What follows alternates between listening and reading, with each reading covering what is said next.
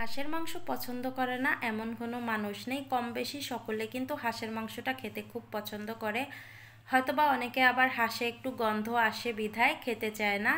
আজকে গোপন একটি টিপস শেয়ার করব, সেটি যদি করেন আপনারা তাহলে হাঁসের মাংসতে গন্ধ আসবে না, আর মাংসতে সুন্দর একটা কালার কিভাবে নিয়ে আসবেন সেই টিপসও বলে দিব। নমস্কার, সবাইকে স্বাগত জানাচ্ছি নতুন আরও একটি রেসিপি দেখার জন্য। আজ রান্না করব হাঁসের মাংস। প্রথমে হাঁসটা আমি কেটে ধুয়ে পরিষ্কার করে নিয়ে আসব। হাঁসটা কাটা হয়ে গেছে। এখন মাংসে সুন্দর একটা কালার আনার জন্য একটি টিপস আপনাদের সাথে শেয়ার করছি। প্রথমে সরিষার তেল আমি কড়াইয়ের মধ্যে দিয়েছি, তারপর একটু হলুদ আর একটু মরিচের গুঁড়ো দিয়ে দিলাম। হালকা আছে একটু ভাজি করে এবার আমি দিয়ে দিব মাংসর উপর দিয়ে। বেশি জাল করবেন না, বেশি জাল করলে যদি পুড়ে যায় তাহলে কিন্তু খেতে ভালো লাগবে না, আর কালারটাও নষ্ট হয়ে যাবে।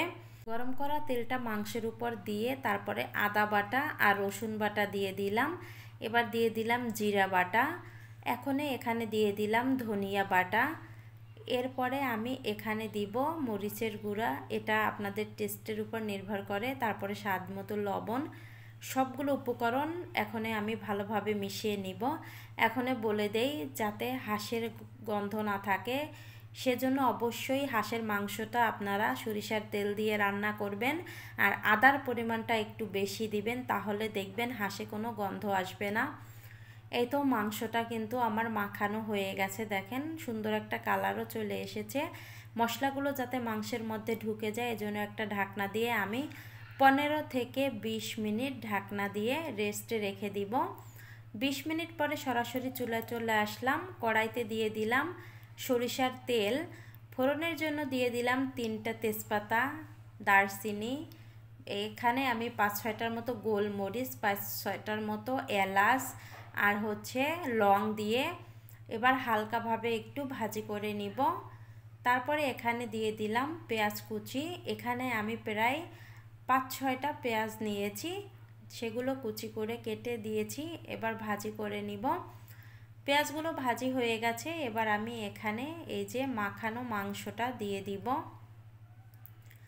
দিয়ে এবার ঢাকনা ছাড়াই আমি এই মাংসটা কষিয়ে নিব 3 থেকে 4 মিনিট।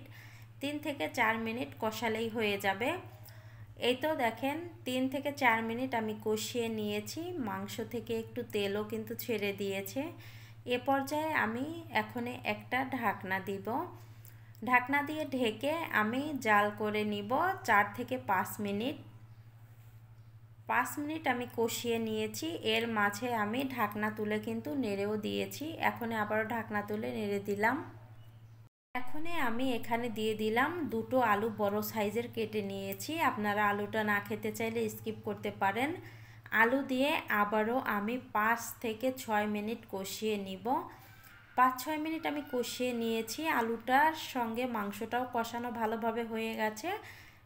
এখানে দিয়ে দিলাম গরম জল। অবশ্যই গরম জল দিবেন। গরম জল দেওয়ার সঙ্গে সঙ্গে কিন্তু মাংসর ঝোলটা একেবারে ফুটে উঠেছে। মাংসটা আমি জাল করে নিয়েছি অনেকক্ষণ, প্রায় 20 মিনিটের মতো। আর হাঁসের মাংসতে কিন্তু জাল না হলে ভালো লাগে না।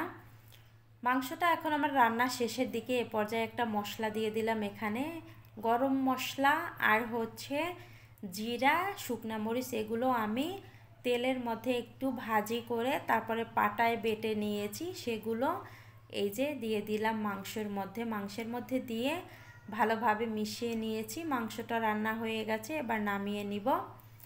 চুলা থেকে নামিয়ে নিয়েছি। আপনারা একবার হলেও বাসায় ট্রাই করে দেখবেন, এভাবে খেতে কিন্তু অনেক মজার হয় এই হাঁসের মাংসটা। আজকের ভিডিওটা আমি এখানে এন্ড করলাম। সবাই ভালো থাকবেন।